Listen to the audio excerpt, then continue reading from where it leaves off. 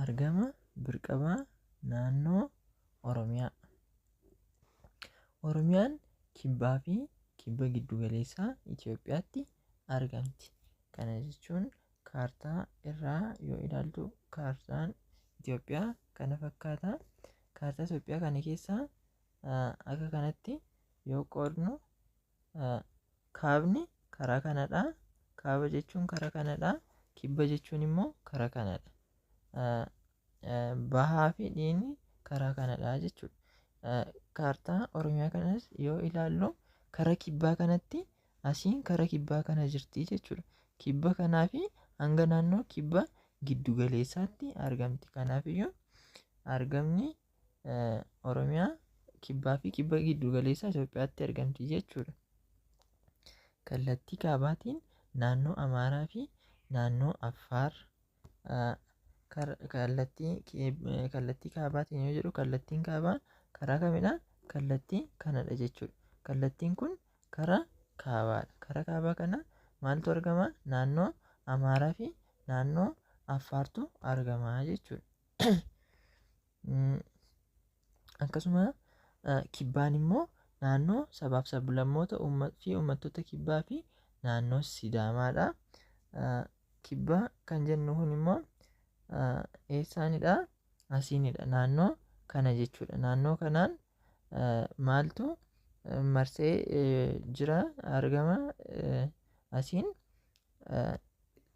uummattoota naannoo Sidaamaa fi tokkommoo uummattoota kibbaa yookiin sabaaf sablammoota uummattoota kibbaatu argama jechuudha.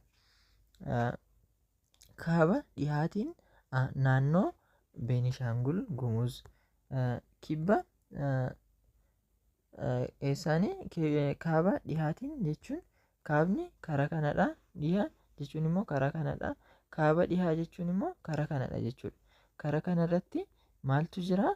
Naannoo Beenishaangul Gumuztu naannoo kanatti argama jechuudha. Bahaan immoo naannoo Sumaalee. Bahaa jechuun immoo asiinidha jechuudha. Bahaa jechuun naannoo kanadha. Naannoo kanaan immoo naannoo Somaaleetu jira jechuudha. Dhihaan naannoo Gaambeellaatiin daangeffamti. Dhiha jechuun immoo eessaanidha? Dhiha jechuun asiinidha. Naannoo kanatti eenyutu daangessee argama jechuudha? Naannoo Gaambeellaatu naannoo kanaan marsee yookiin daangessee argama jechuudha. Akkasumas Oromiyaan kallattii kibbaatiin biyya Keeniyaa fi kallattii dhihaatiin biyya Sudaan kibbaatiin daangeffamti. Eessaanii? Kallattii kibbaatiin. Kallattii kibbaa jechuun asiin jechuudha. Asiin eenyutu daangessee argama? Keeniyaatu daangessee argama jechuudha. Kallattii dhihaa jechuun immoo asiinidha. Kallattii dhihaa kanaan immoo eenyutu daangessee jira? Sudaan kibbaatu daangessee argama jechuudha. Kan itti aanu argama dhugaa naannoo Oromiyaadha.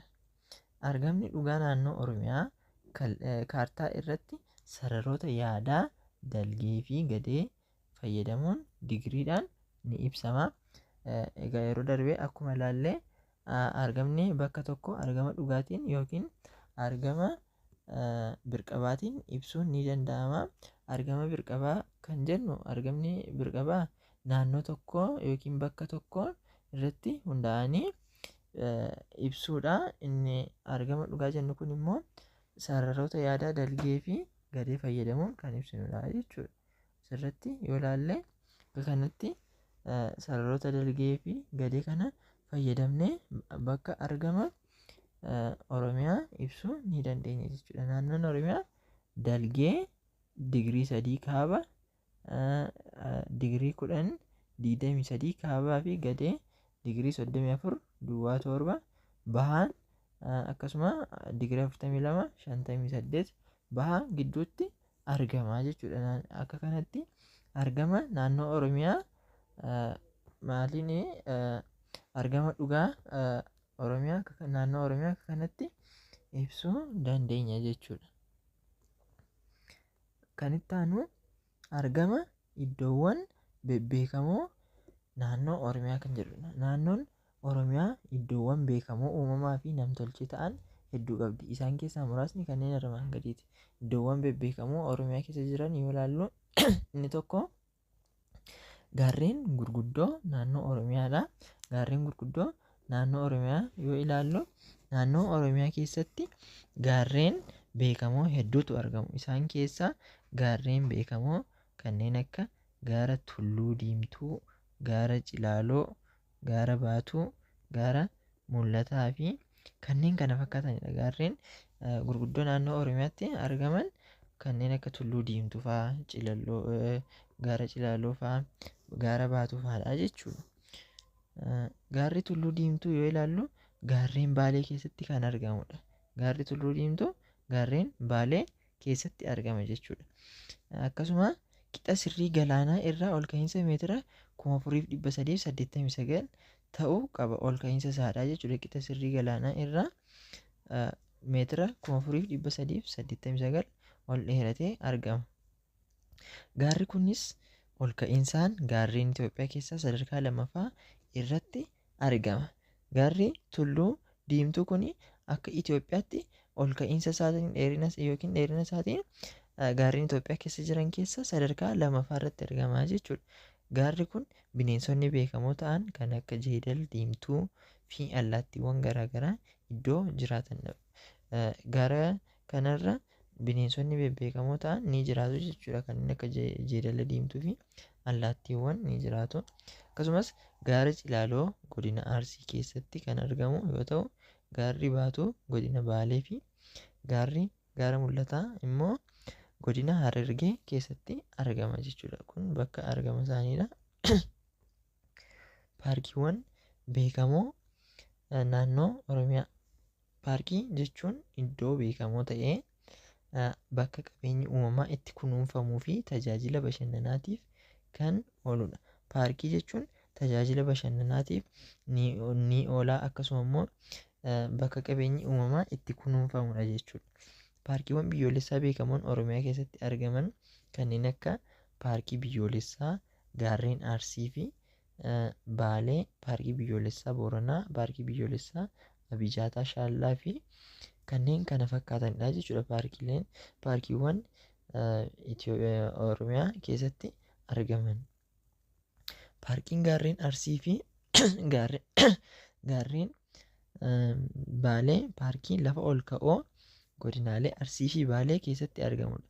Paarkiin biyyoolessaa Abijaataa Shaallaa iddoo hawwata sulula Qinxaamaa keessaa isa tokko ta'ee godina Arsii lixaatti argama. Bakki paarkii kanaa eessadha jechuudha? Arsii lixaadha.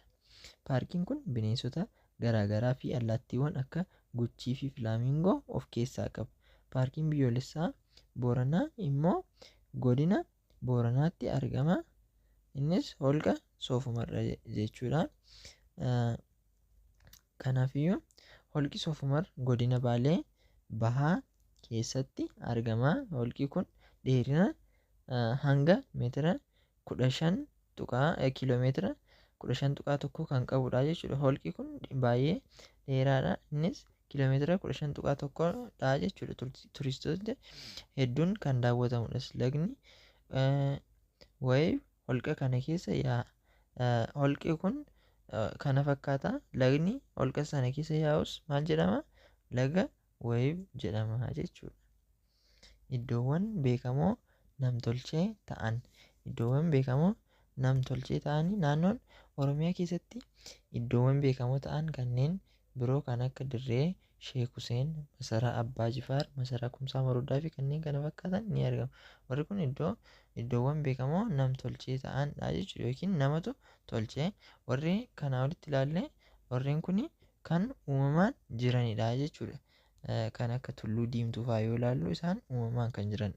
Kan nam-tolchee jennu kun immoo kan namaan uumame bakka hawwata turistii ta'uu danda'udha jechuudha. Isaanis kan akka Masaraa Abbaa Jifaar, Kumsaa Morodaa fa'aa ilaaluu ni dandeessu.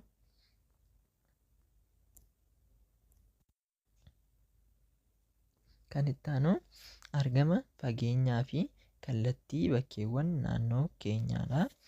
Argamni fageenyii fi kallattiin iddoo murtaa'e tokko ibsuuf gargaaru. warreen kun argama kan jennu fageenyaa fi kallattiin kun argama bakka tokko yookiin iddoo murtaa'e tokko ibsuuf nu gargaaru.